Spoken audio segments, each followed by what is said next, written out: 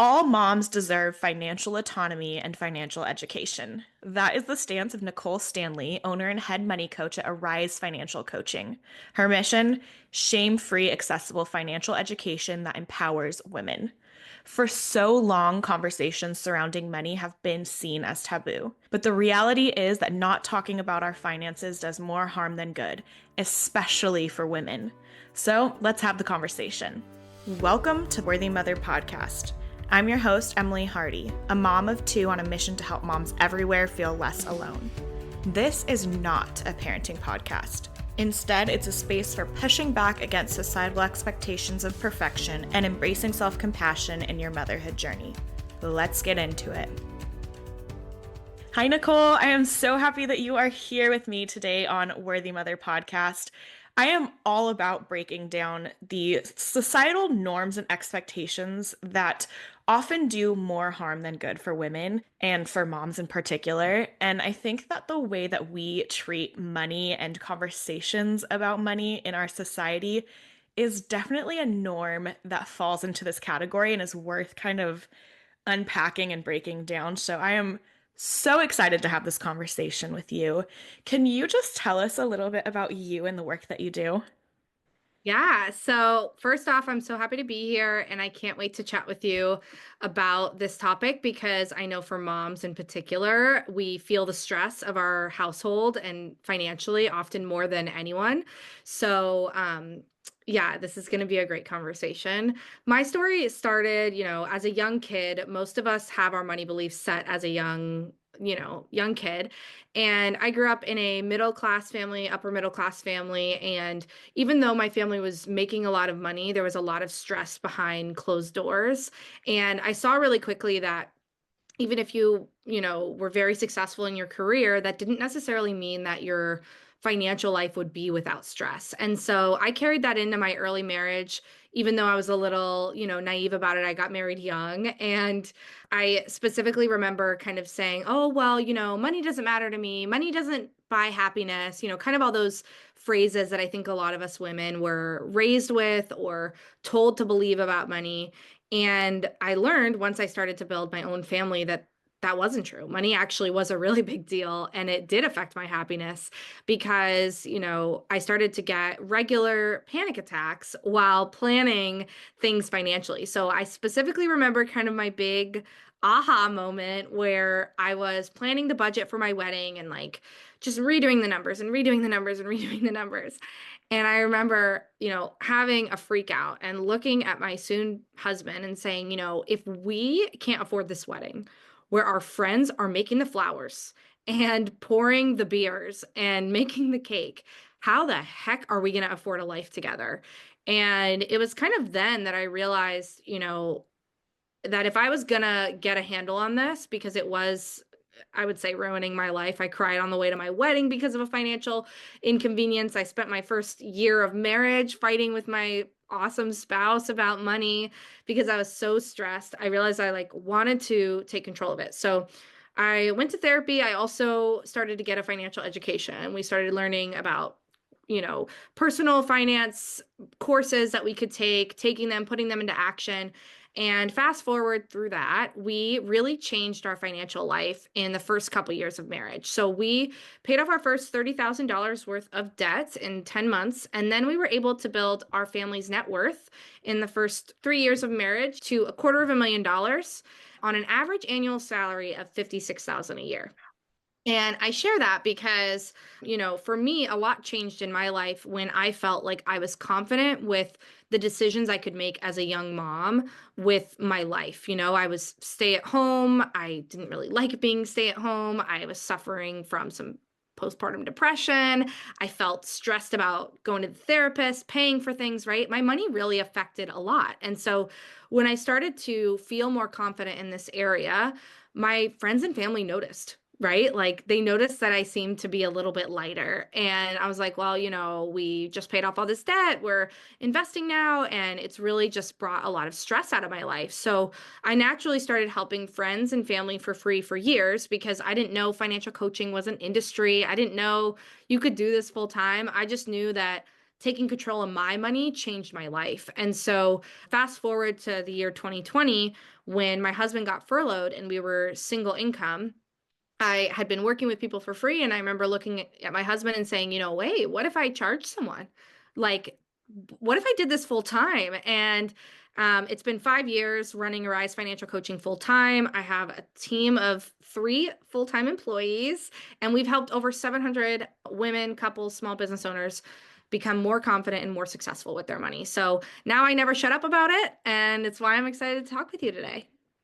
Well, and I'm so glad you don't shut up about it because this is something that we do need to be talking about. And I think your story is such a prime example of that. Just like money is stressful, finances are stressful. We depend on money in our world. That's the reality of the situation, right? And so many of us, and really like just culturally as a society, we're raised with this idea of like we shouldn't care about money or money doesn't buy happiness, like you said. But it's like it really does impact so many things in very big ways. It impacts our experience as partners, as spouses, as mothers, as people in the workforce. And so to not talk about it, it doesn't make the problem not exist. It just makes it so that we don't know what to do about it. We may feel shame about it. And like it doesn't help anyone. So just like grateful that you're doing the work you're doing and you're here to share with us. I'm hoping we can kind of dive into that cultural context a little bit more because there are these money stories and the way that we treat talking about money, especially as women, can be problematic. So what do you kind of see as the cultural landscape surrounding these conversations? Yeah, I think that for the average American, they've done studies and they've found, so they did a study at Cambridge and they found that the average person decides what they believe about money by the age of 7. Which means if we have decided what we believe about money by age 7, whose beliefs do we actually have? Our Yeah. parents, Yeah. right? Because that's our main influence by age 7. And if you ask them, the same thing, where did they learn their money beliefs? It's going to be their parents, right? Money is generational. And what a lot of Americans are kind of learning now, and women particularly, is that not everything that you believe about money or about wealth is necessarily true. And that there's not much that we would trust our 7-year-old self to make a decision about, right? Like, I wouldn't trust my 7-year-old self to decide who I was going to marry, what I was going to do for work, right? Yet, many of us never update any of those money beliefs that we have or ask ourselves, is this still true to me now as an adult, right? And it's often too why you'll find that the social class of most Americans is the same as their parents, Hmm. right? And that it's kind of the exception to the rule where people either fall below or go above, right? Because it takes real intentionality to think differently than our parents do about money. And so I think one of the most powerful things that women can do is actually to look at some of the things that they believe about money and ask themselves, hey, I'm an adult now. What do I think about this? Do I still believe this to be true? Do I still believe, money doesn't grow on trees? Do I still believe it must be nice? Do I still believe that only greedy women ask for raises? Do I believe, that if you're wealthy, it means that you've taken something from someone, right? Like, we all have different messages, and it really comes down to the influences we had growing up. I also think that culturally, I always like to talk about this, that we were really taught to hate women who are wealthy. If you think of Cruella de Vil, Hmm.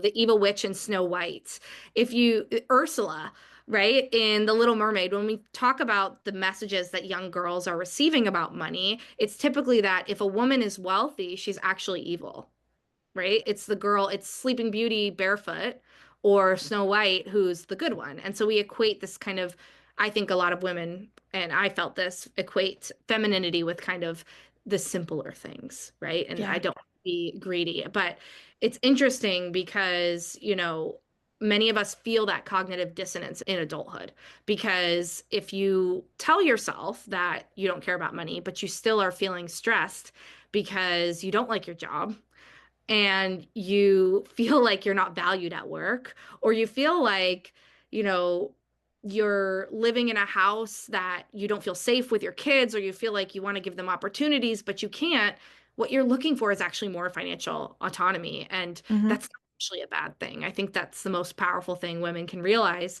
is that when you want financial stability, we naturally bring good things into the world when we do that, right? But women first have to get there where they can think, maybe this is something that I don't have to be afraid of, or maybe I could update some of these beliefs that I have about money.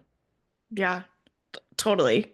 You're saying that, and I'm thinking about people in my own life who you hear people talking about those rich people or like whatever, just not even talking about really wealthy people, but these judgments that we have or Yes. that other people around us have and share where it feels like, yeah, wanting to be financially secure is some it's like not virtuous or something. And I Yes, think yeah. as women too, right, regardless of how you position yourself in your family, there are these traditional expectations for women to not have anything to do with the finances, not be bringing in income, not be dealing with the money, whatever that is, right? And it's again, that's not to say that you believe that that's how it should be. Even if you very much don't believe that's how it should be, most of us were raised with that as part of our societal context and the messages we're getting. And it is deep. It's something that does inform the way we show up around finances, regardless of whether that's what we want. And it also informs our own ability about what we can do. Yeah. They've done studies that show that, girls believe they're worse at math than boys, even as kids. They've even done studies to show that girls get marked wrong answers that boys put the same thing, which sounds crazy because it's like a math problem, but there's kind of these societal expectations of like men are better at math, men are better at money. If you look at like money advice for young girls, it's usually around how do you save money here? How do you save money at the grocery store? How do you clip coupons and, just nibble your way, right? Where men, it's like, how do you grow your returns? How do you invest? Women are statistically, I keep bringing up statistics, but statistically better investors than men, right? This is the truth. It's because we're a little less risk adverse and we do more research before we do things. That's just an average, not everyone. But there's actually a lot of proof that women are amazing at money. But we first have to start with learning about it and getting on the same playing field where we don't feel bad talking about it. Yeah. I mean, I love that you're bringing up statistics because I think we have to speak to the truth of the matter rather than the like perpetuated message. We Right. have to speak to the fact that it is untrue that women are just bad at money. It's untrue that girls are not as good at math as boys. Like these things are untrue and also deeply ingrained. Yeah. Deeply ingrained in our culture. So I definitely want to get into how we can start to change those money narratives because I think that's kind of key here. But before we do, I want to ask you about financial anxiety because I think that can be like specifically challenging to overcome and also very overwhelming and all-consuming in our lives. Can you explain what financial anxiety is, where it stems from, and like why it is something we want to address? Yeah. So I like to always preface that when I talk about financial anxiety, I'm talking about little a anxiety, Mhm. meaning not a clinical condition, right? So obviously, if you have big A anxiety, that would be therapist's realm. So I don't want to like, minimize that big Yeah. A anxiety, but little a anxiety, I am the queen of because that was my life. It's a lot of people's lives. And I think a lot of people have an undercurrent of financial anxiety 24/7 that they don't realize is actually something they can begin to solve. So, the way I would explain it is if you are somebody who every day, when you're thinking about choices you have in your life, everything comes back to money, particularly that you don't feel you should, or you don't have enough, or that you couldn't. And your money feels like a negative cloud in your life, right? It's not something that gives you choices, it's something that you feel burdened by. It's the excuse why you don't have the life you want to have.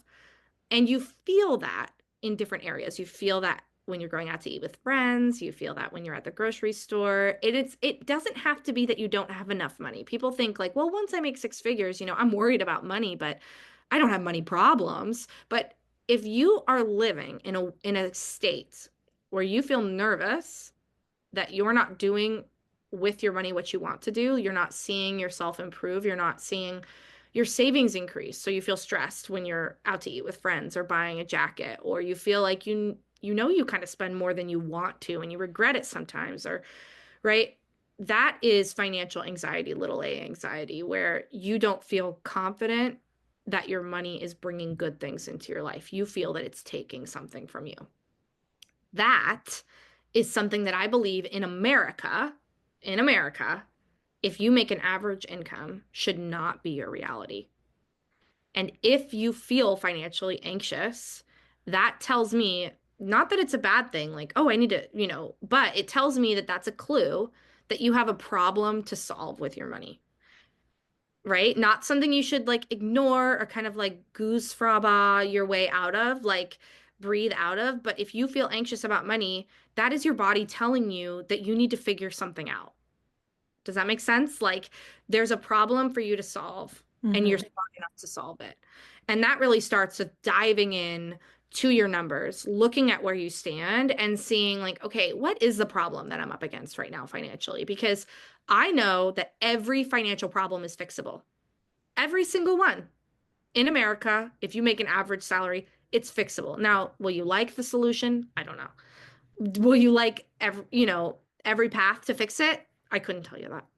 But I can tell you that there are options of fixing your problem. Most people, though, never get to that point because they're used to financial anxiety being the undercurrent of their entire life. And they saw their parents do it, they see their friends do it, and they say, well, this is just the way it is. And I want to tell you, it doesn't have to be. Yeah, I'm thinking about this. So there's kind of two approaches to solving for our relationship with money, I guess is kind of the overarching theme. And it's yes, we have these narratives that we come to our lives with, and that changing that is important. Understanding that if there are negative narratives holding us back or whatever, that we can address that. But the other side of it is also we can become more informed and do something about it and invest or grow our money, whatever it is, like that's also part of it. It's not just, I gotta fix the money mindset. I gotta get my narrative more aligned with what I actually believe about money. There's like this whole other piece of like we can empower ourselves through that education and action to actually like live it. Yes, And that's huge. yes. And it's both and. Hmm. Right? Financial progress and financial confidence is both your mindset, but it's also your action and your strategy. It's both and. And women, we sometimes get so focused on the strategy, like we see a blog about making a budget that we get hyper fixated on it. We make this unrealistic budget that doesn't include for any fun, and then we get really burnt out by it. And we never address the mindset that maybe we're struggling with. Or sometimes we're addressing the mindset, but we never address the strategy, Hmm. right? You need both to make consistent change in your life. And that's hard to teach yourself as an adult. Like, kudos if you're on this journey because it means that you're willing to take the hard work and start to learn it for yourself because most of us don't learn this as kids. We don't learn this in school. Therefore, it's kind of up to us as adults to start to figure it out, Yeah. and that's not an easy task. So I'm curious then for somebody, I mean, I think this is one of those things that's so universal for the most part that most of us can kind of start from not necessarily the same place, but we have the kind of crummy money narratives, and we also maybe are not doing anything with our money to help us out in that situation. Where do you suggest starting? Like, is it really working on the mindset and then going into the strategy, or does that all kind of need to happen together? Like what's the way forward? Yeah. So I'm really glad you asked this question because I think so many people give different advice. And I typically disagree with everybody's advice because everybody says, well, you just need to do this. You need to do that, right? Like if you do this, it'll fix all your problems. But what most people don't realize is that you don't have every financial problem. So your problem is specific to you. And you have to find out what your problem is, like what your personal problems are. And you might have a story in your mind as to what you think the problems are. You might talk to me and be like, Nicole, I think it's this. And I might have an idea. But all of those are just opinions. Do you know who has the real story? Your numbers. They hold the real story, okay? And so I think the best place to start is actually curiosity, not about what you'd like to spend, like a budget, right? But curiosity about how you naturally spend and what's going on right now when you don't have a plan, because that starts to tell you Mhm. some of the little clues as to what problem you're actually up against. Because every financial problem, every single one, falls into one of five categories. Okay. And it's either a true spending problem. Most women think they have this problem. I rarely find women who have this problem, but we are trained to believe like we're just selfish. That's why we have credit card debt. That's not always the problem. The second problem is that it can be a true fixed expense problem, meaning, it's actually not about your spending habits. It's the fact that maybe your car payment is really, really high compared to your income, and that's like killing you, or your rent in the area you're at, or the medical expenses, right? Fixed expenses are a really huge part of people's financial success. And with one wrong decision there, you can be really strapping yourself really tight. The other problem, and this is one that nobody ever thinks, or they might think it like it's a weird one, but it's a true income problem. And that is when, like, no matter how low I get fixed expenses or how low I change your spending, the numbers don't number. It's like if you Mhm. make 2 grand in New York City, it's like, yeah, maybe that 2 grand could do something for you here in Alabama or like Georgia or some rural city. You might be like, yeah, but I could rent and I could, right? In New York, there's no way we can make this work out. And so many people are afraid of finding this out, but like if you know you have an income problem, it's just a problem to fix, right? The next one is that it could be a true money management problem, meaning like you actually have plenty of money to achieve your goals. It just evaporates every month. A lot of people have this because they don't have a system that captures that extra money. So the money just sits in their checking account and then it evaporates, right? This is one of them. And then the other one is a true financial strategy problem.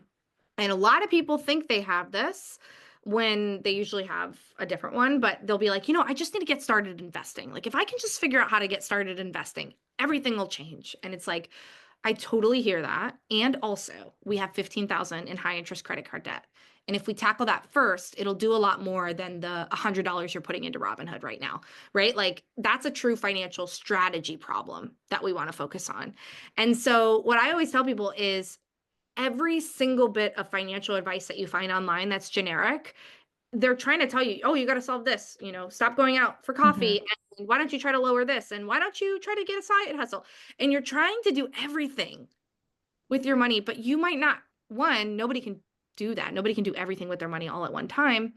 And it really depends on the problems you're up against. And so I always tell people if you can get curious to say, what are my numbers telling me? What is my true problem? You're a smart cookie. Like you can figure out how to solve a problem when you know what your problem is. Yeah, I mean, that makes so much sense. And I'm thinking in there, like you said, a lot of women, it's like, oh, overspending. That seems to be like what we point to as a society of like, you shouldn't be buying the coffee or whatever it is, right? When it's like, maybe that's part of the problem, but that there's these other, like it potentially is money management and that you're not doing anything with the money you have, that could very likely be like a bigger deal for you. And I think that like the way you've explained that makes so much sense. And having that knowledge, like being able to reflect on that, understanding like what am I trying to solve before I get started on like, hey, now I want to build my wealth in whatever way, you have to know where those issues are because otherwise, otherwise what are you doing? What's the whole point of like entering into thinking about it if you don't know where you're going with that. And so that's really, really helpful. From there, like obviously working with somebody on this is probably a good way to go, right? Because if you don't have the education and you don't have like the knowledge to approach this, the forward steps, I guess, with that knowledge is really important. But what does that look like? What does that next step look like of like, I know this is the problem that I have. What do I do with that information? Yep. So it's funny that you mention working with someone because I actually don't think every person needs a financial coach. I firmly believe that financial coaching is for you if you have tried all the things. You've budgeted. You have tried to, increase your income. You've restructured your debt. You've read articles. You've done the things and you still feel like, gosh, no matter what I do, I can't get out of debt and stay out of debt. It's a revolving door of debt. Like I pay it off, I end up back in it, or it just keeps growing, or it's just stagnant, right? That would be somebody to reach out to a financial coach. But Okay. there are so many free resources. I love to encourage people because there is absolutely nothing about personal finance that is not freely available on the internet or at your local public library. Like, the problem for many people is not access to financial information. It's the gap between knowing what to do and actually doing it. That is the difference for people between, like, who is successful with their money and who isn't. And so, if you're someone who truly feels uneducated, I would say start with a book, start with a budget template. Like just begin, right? And give it your best go because you might be surprised at how much you can accomplish on your own. And then if you're somebody who does that and says, I really am not making this happen, like same way that someone who hires a health coach, right? Like they do it because it's not just that they don't know how to lose weight. Most of us know, move your body, eat less calories than you burn, and you will end up losing weight, stuff like that. Same thing with money. We know kind of the gist: save more money, get out of debt. But it's the gap between knowledge and doing that is the demise for Mhm. people. And so, give it your best go. And then if you're like, gosh, I'm not doing it, reach out to a financial coach because I mean, I always joke with people like, you can't run, you can't hide. Like, I'm holding your hand through everything. We're doing this thing together. So, if you need that extra accountability, the extra strategy, coaching could be a great thing for you. Yeah, that makes a lot of sense. Do you have any specific resources for people to start with, books to read, Mhm. blogs to check out, like anything like that? Yeah. So if you were to read one financial book in your life, I would suggest for you to read the book I Will Teach You to Be Rich by Ramit Sethi. It is a fantastic book. He has a great Netflix special as well. I think he's hilarious. I love it. I also think another great book is We Should All Be Millionaires by Rachel Rogers. And that's specifically about female economic power and, some of the messaging we've been taught. It's a little less strategy wise. And then if you are wanting to get inspired about what kind of you're working towards in your life, I think a really good book is the book Your Money or Your Life, or the book The Simple Path to Wealth by J.L. Collins. He writes a lot about financial independence. And for me, that was a really big thing that got me going into the personal finance world because I realized, like, oh my gosh, I don't have to wait till I'm 67 to retire. I could retire in my 30s if I wanted to. What? That was like the catalyst for me where I was like, I got to figure this out sooner rather than later. And so those are good books. And then our company, we also host a ton of free classes specifically for women. So we host a financial steps to success masterclass, typically a couple times a year, as well as an investing masterclass just for women and kind of the messaging we've been taught and helping understand a little bit about fees and financial independence. So those are really great resources to start with too. Yeah, okay, I love that. You mentioning that Rachel Rogers book, I read that, like I listened to the audiobook years ago and I'm like, okay, I'm gonna add that to my like re-listen to list because it was a really good, inspiring, like, oh, Yeah. yes, like these we have opportunity to make money and that's not necessarily something that we come to adulthood realizing that like, oh, we can prioritize money and prioritize wealth confidently. That's really key. This is something that for me, I'm going to definitely be checking out the classes that you offer and things like that because for me, I am recently divorced, going through separation and divorce with my kid's father.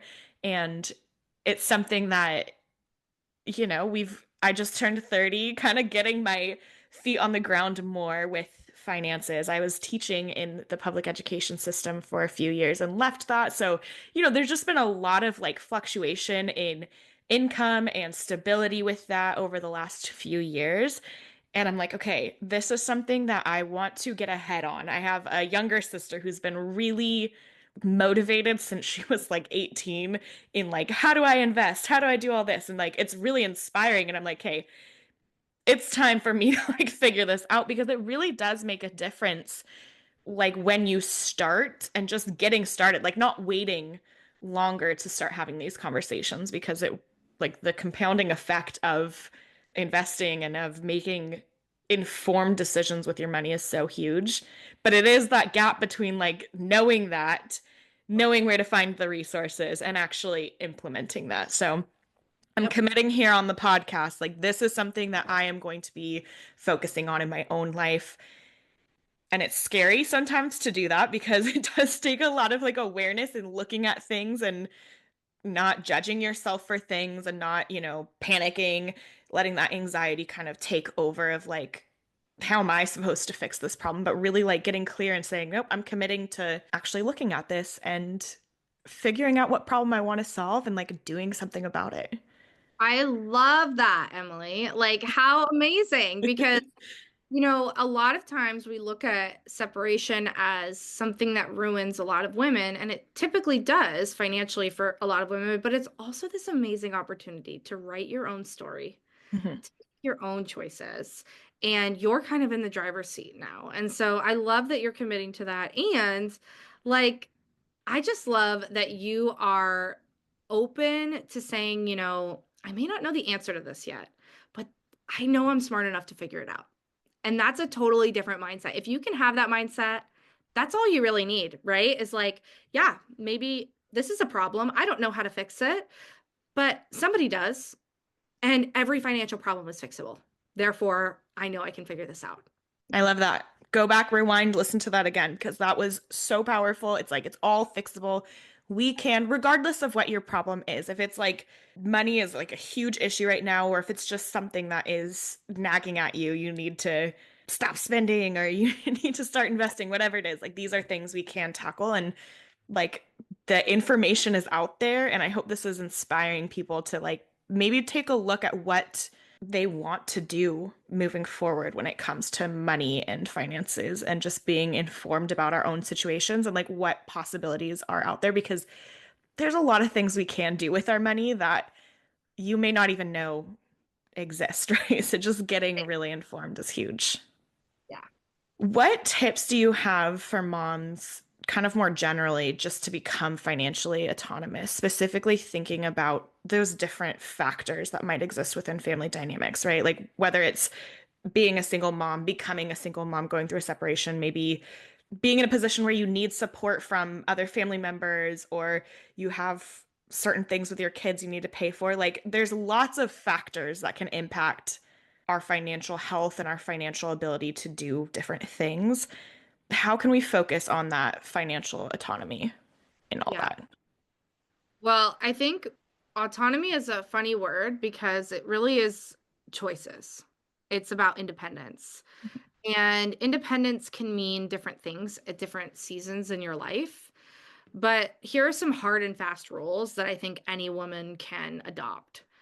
And what I want every mom to know is that your husband is not better at money than you are.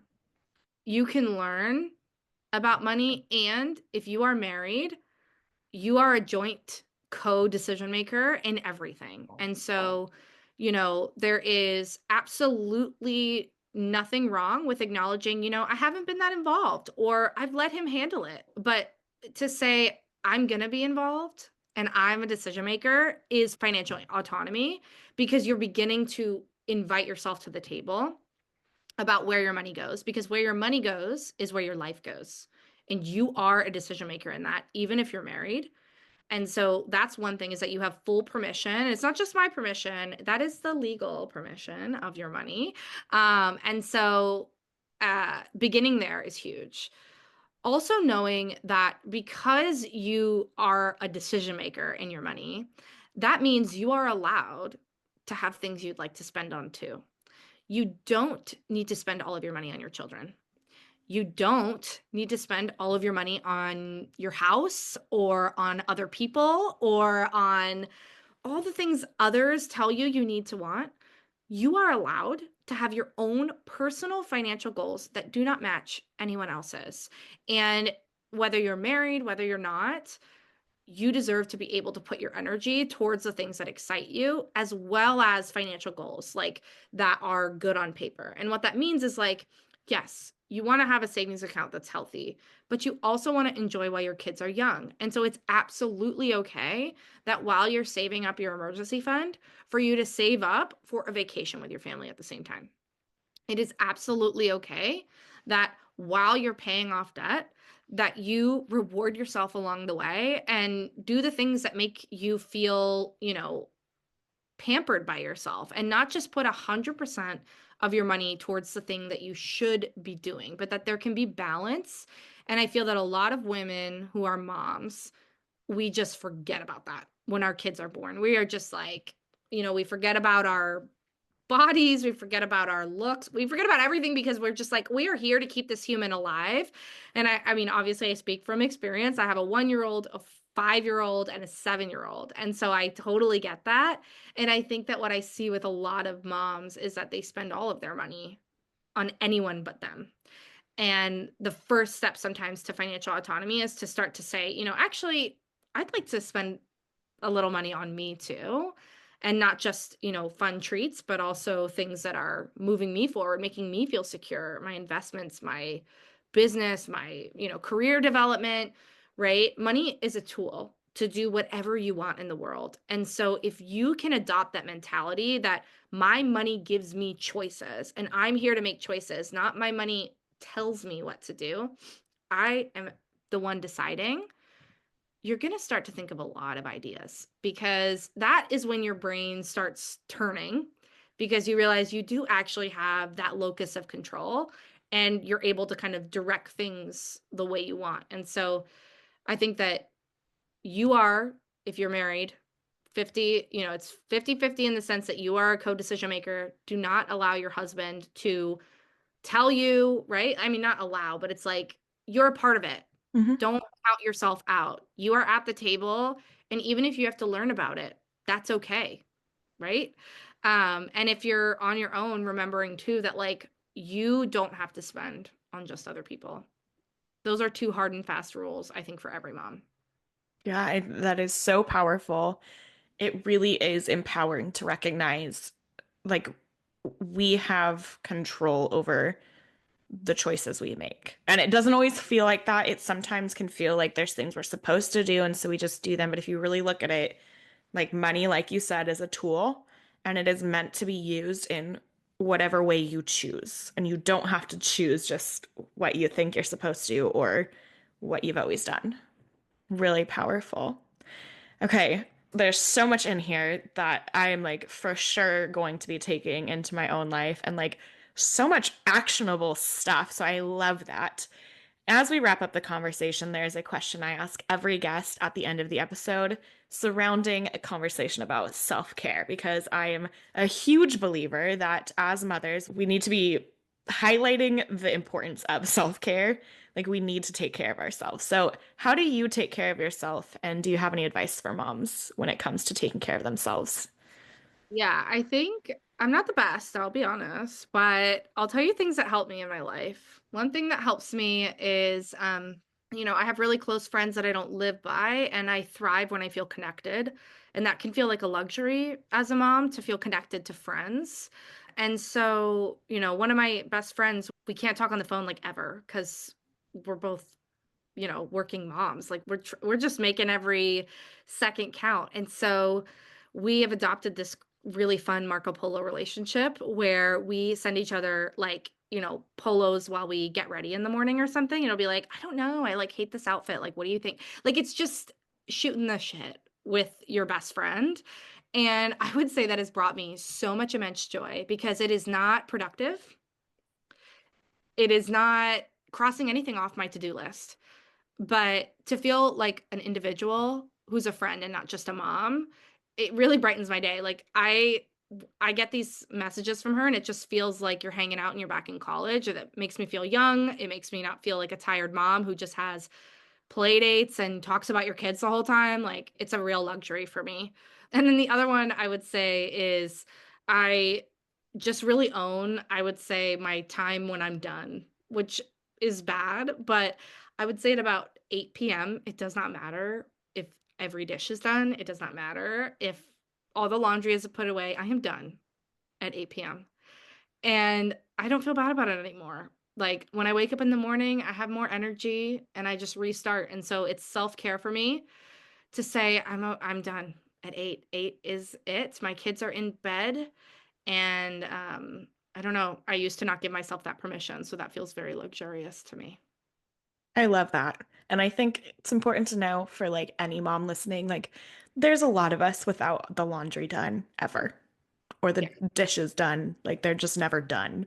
Like so you don't you can choose what's best for you, but like it's okay if that is not prioritizing those things over your time to yourself or your time to do whatever it is that you need to do. Like you, it's again, you get to choose. Yeah. You get to choose what you do with your time.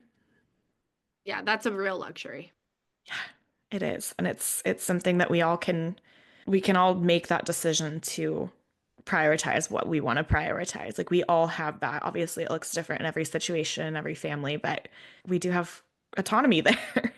Yeah, even if it's just a little. And that's really what the 8 p.m. cutoff is for me because, I've got 3 kids. They need me. I have a business. I have employees. Like, I really feel like not very many minutes in my day are fully mine. And so when I take that 8 o'clock time, I just feel like, oh, thank God, like, so finding what that is for you is, I don't know. I think it's priceless to me. Absolutely. Nicole, how can people connect with you? How can they learn more about the resources that your business has to offer and all of that? Yeah. So if you are listening to this and you want to learn more and feel more empowered about your money, you can always follow us on Instagram. We put out a ton of free content. Our handle is @arise.financial.coaching. We're on TikTok, Threads, all those places. But we love to put out free information. We host those free classes so that you can feel more empowered about where you're at financially and what you should be doing next. And then if you try out the free resources and you're doing it and you're reading the books and it's not happening, reach out to us. You can always apply for financial coaching. We have a free application. It's a little lengthy because we're nosy and we like to make sure we're a good fit, but that's, how you get on a call with one of us. We talk to you about your situation and see if we're a fit. Amazing. Super helpful resource and glad that I get to share this with everyone because it's like this is an important conversation, one that I think will have quite the impact on people at all different stages of motherhood and financial education and all of that. Yeah. Well, thanks for having me on. Yes, thank you for being here and thank you for tuning in. What a fantastic conversation. I will be back next week with another episode. You are worthy, Mama.